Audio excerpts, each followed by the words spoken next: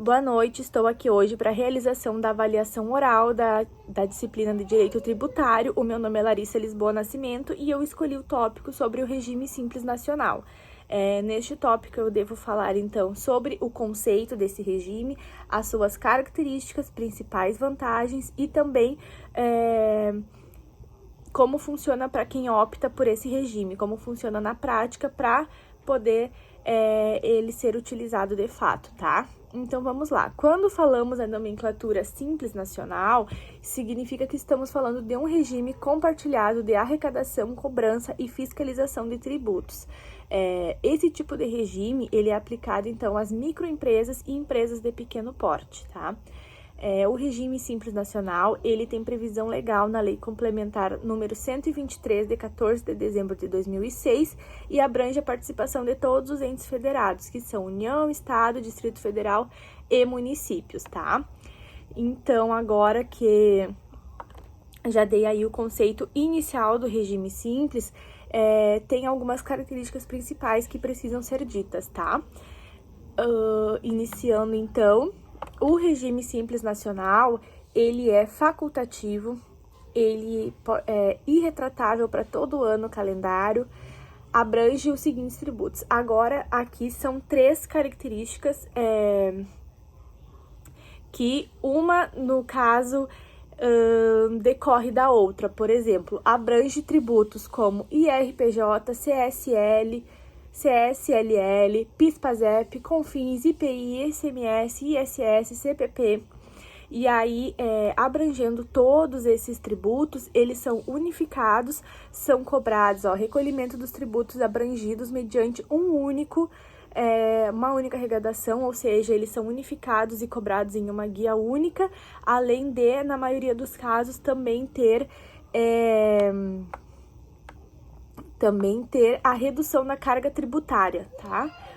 Essa característica, então, da arrecadação única, da unificação dos tributos, da redução da carga tributária, são características que brilham muito os olhos de quem está optando por esse regime, tá?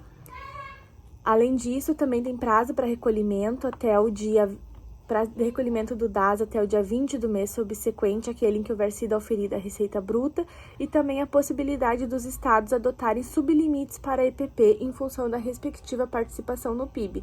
Ou seja, para quem opta por esse regime, ele tem um limite bruto de faturamento que deve ser respeitado, federal, mas também tem os sublimites que podem ser adotados de forma diferente em cada estado. Os estabelecimentos localizados nesses estados, cuja receita bruta total extrapolar o respectivo sublimite, deverão recolher o ICMS e o ISS diretamente ao estado ou ao município, tá? Uma observação. Então, seguindo aqui, dentro, então, dessas características gerais, que são as principais, posso dizer assim, de forma geral, então, agora que já elenquei elas, que as principais vantagens aos olhos dos microempreendedores é a unificação da arrecadação dos impostos em uma única guia e também a redução da carga tributária, tá? Agora, passando para as vantagens, agora que já falei sobre as características, podemos citar pelo menos umas 5, 6 vantagens bem legais que incide do regime simples nacional, tá? Então, vamos lá. Simplificação, como eu já disse, no pagamento de diversos tributos abrangidos pelo sistema, mediante uma única guia. Preferência em licitações, que isso é um bom incentivo para que as empresas menores participem. Possibilidade de menor tributação do que em relação a outros regimes tributários, como no caso, se for comparar com o lucro real ou lucro presumido.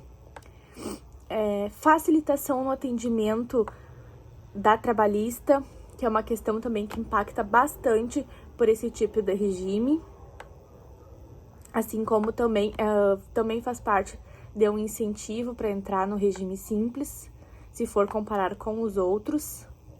Possibilidade de formar SPE, Sociedade de Propósito Específico, e possibilidade de formar SPE, Sociedade de Propósito Específico, e participar de consórcio simples para compras e vendas de produtos e serviços, regras especiais para protesto de títulos com redução de taxas e possibilidade de pagamentos com cheque, tá?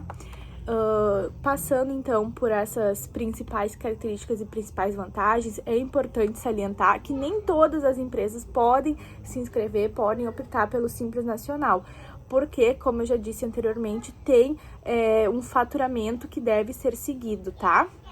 Tem que se enquadrar dentro de um faturamento específico, tanto do faturamento da receita. Tá, então é importante analisar o faturamento e o subfaturamento, que são divididos em anexos, e conforme o faturamento nesses anexos que são distribuídas as alíquotas, tá? Então, para o ingresso no Sistema Nacional, é necessário o cumprimento das seguintes condições: enquadrar-se na definição de microempresa ou de empresa de pequeno porte, cumprir os requisitos previstos na legislação e formalizar a opção pelo Simples Nacional.